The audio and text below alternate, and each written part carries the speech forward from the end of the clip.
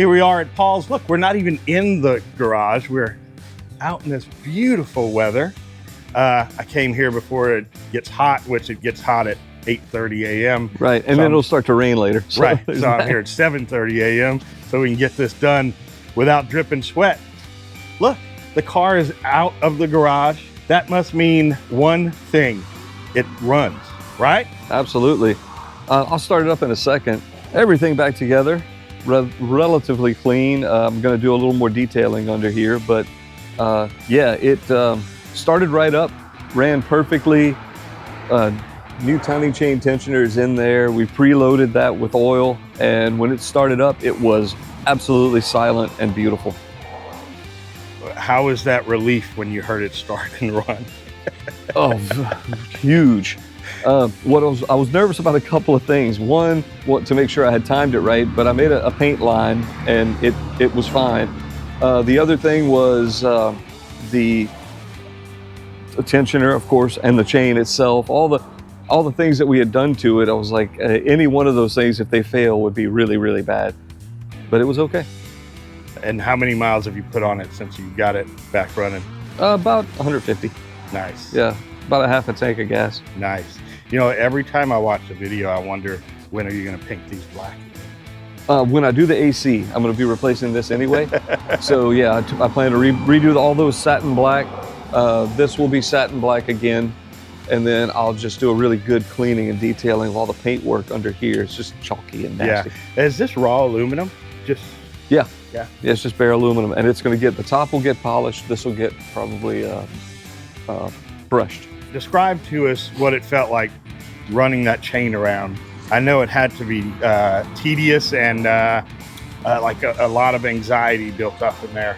It was absolutely nerve-wracking because, well, the first thing that happened was the right side cam popped over once, and the chain was stuck to it with tie wraps, but it actually jumped. So from that point on, it was a three-person job because we had Jason holding, you'll see in the video, Jason is holding a wrench to hold a little back pressure on that right side cam so it can't fly over. Every time it would get to a high side, it would want to jump. Yeah. So he was holding pressure on that and had Billy pulling tension on the bottom pulley to keep the chain wrapped around the crankshaft. And really slow, really tedious and dedicated, moving the tie wrap. You'll see it again in the video, moving the tie wrap every 90 degrees. Really? Yeah. So it was wild. Okay, before I get too much further, because I kind of just got excited and took off.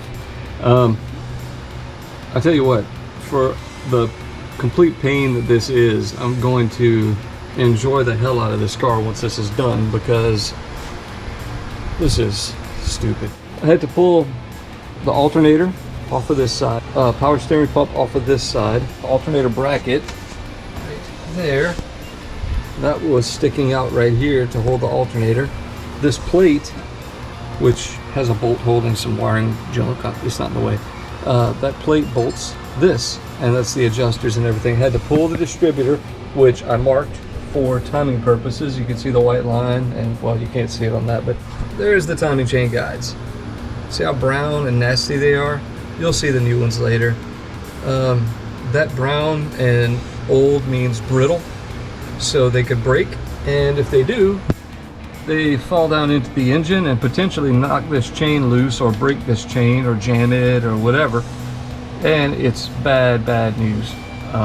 Like valves, pull the heads, kind of rebuild. So what I'm doing is, this is a single row chain, like I said before, the Achilles heel of the 380 SL. Just a complete stupid idea. It lasts about 60,000 miles. The double row chain lasts about double that. So I'm figuring we're not going to put 60,000 miles on this car anytime soon. So I bought a brand new Mercedes chain, a new tensioner, new guides, and we're going to put all that back in, and then we'll be able to use the car, you know, without having to worry for quite a few years before I'd have to do this again. And when next time I would do it, I would go ahead and pull the front cover of the engine, pull everything off the front of the engine and go ahead and change it to a double row chain. But for now, this is going to last a really long time, the little bit that we're going to use the car. So here's where we are. It's all apart. Oh, one thing I just did was to get these rails out, these guides. They are held in by these. They go in these holes in the front of the head and basically pin the guide in place. Well, there's a special puller, that's this, and I just pulled the first one.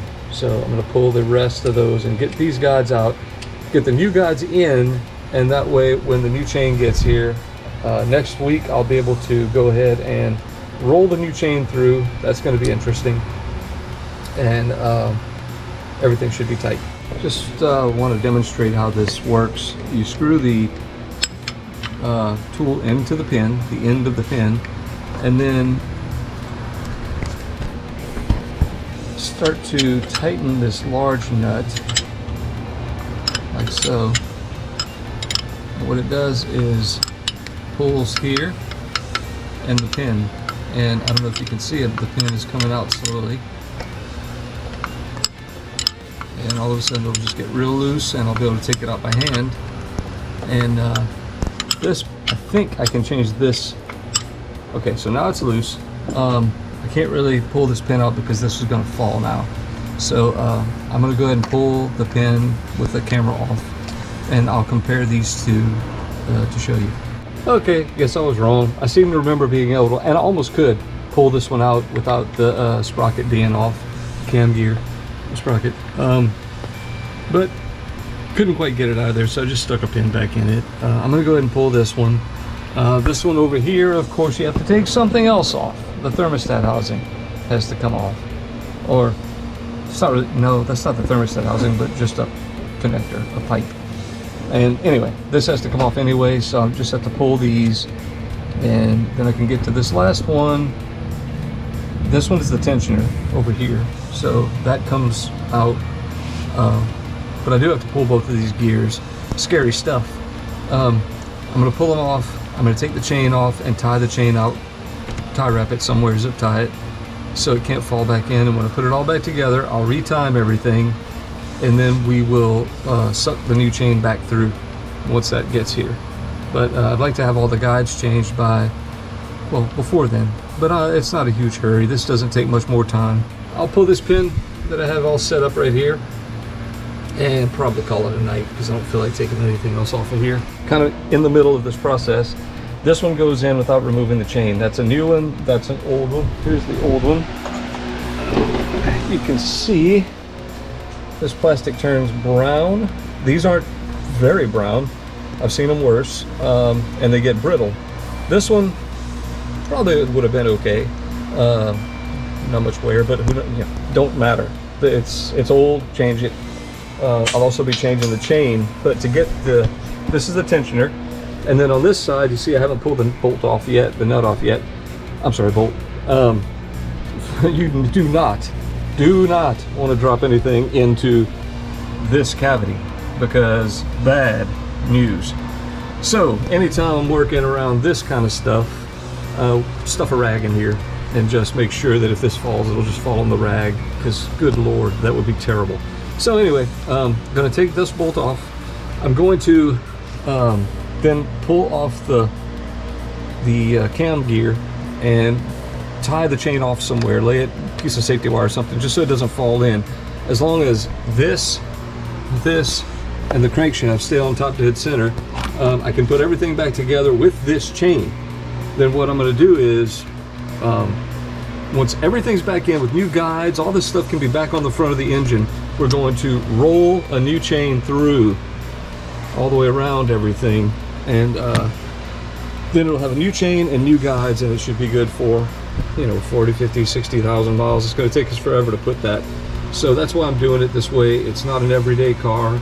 We're not racing it. It's just a cruiser. So here we are.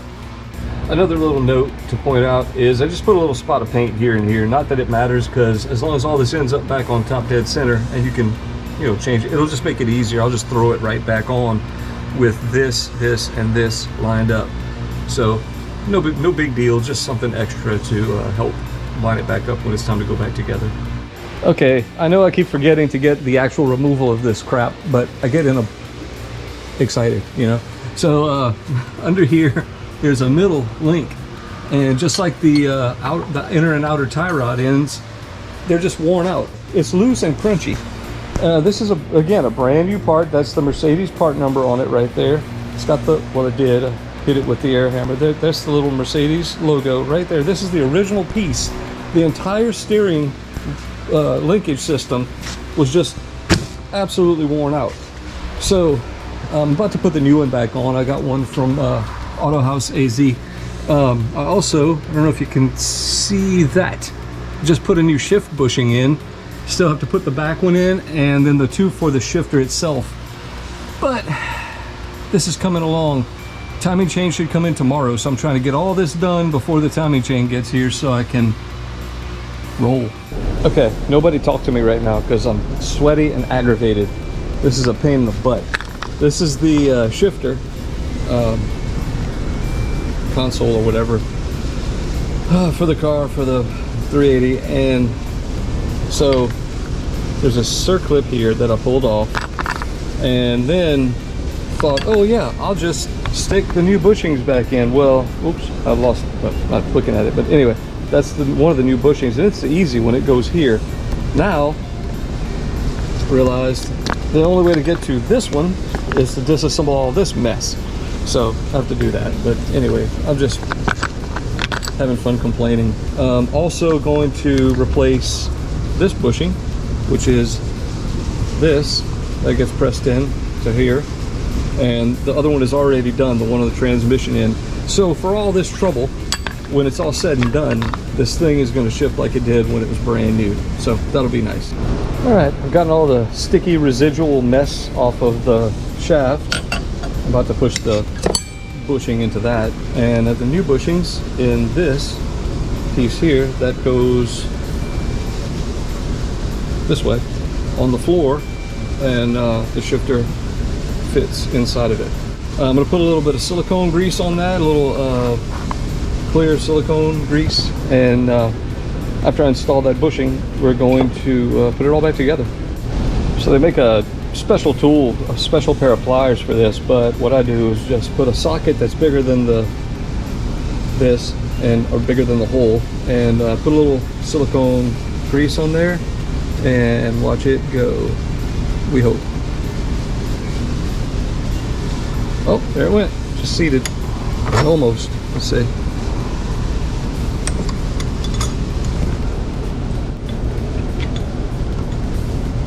Oh, almost. It's not quite in right there, so I'm gonna have to put the camera down. There we go. Once I put the camera down, whoop, right in there. So I'm gonna go ahead and reassemble everything. My nerves are kind of shot right now, and I haven't even started yet. This is a kind of a nerve-wracking part. What we have to do is grind off one of these links, and then take the link out of the chain, and then we are going to connect it to the end of this chain, the new chain, with a master link, and draw the chain all the way through the engine, all the way around here.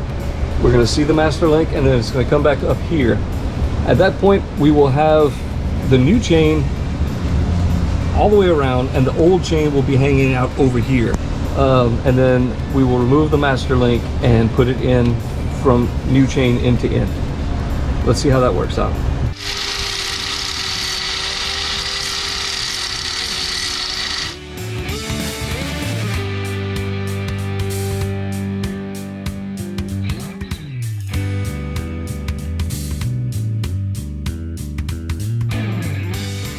Hey guys, thanks for watching. Hit that subscribe button. Also hit the notification bell to let you know when new videos are live.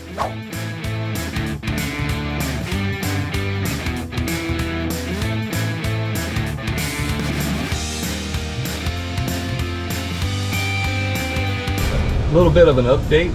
We are done with the timing chain. That is the new master link. We have pressed this brass part, or whatever, copper coated at least, and then took a punch and smushed the ends of these, kind of made them rounded out so they can't fall off. So this is the new Master Link and brand new chain and everything. Oh, it's not lined up right now because it's not at top dead center. But anyway, yeah, it's all done. Chain is in. We're ready to put valve covers back on. At least you've got it done. It works. And now people can watch this and learn how to do it themselves. Want to see if it starts? Yeah, let's see if it starts. Oh, of course I messed up. I slipped the key. There we go. Yeah. I don't know if you guys can tell on video, but it's actually running. You probably can't hear it at all. Yeah, I often set my champagne glass right here because it's so smooth it doesn't fall off. It is actually pretty dang smooth. Yeah, once it warms up, right now I'm still having a little bit of problem on cold idle, a little bit of a jumping, Yeah. but nothing major. It's going to be an easy fix. I'm pretty certain it's in the idle control valve.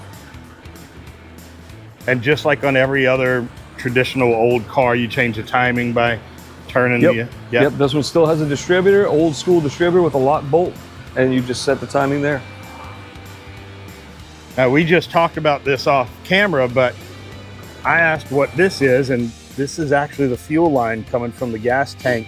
This is the cold side of the air conditioner, and they use it to cool off the fuel before they send it to the engine.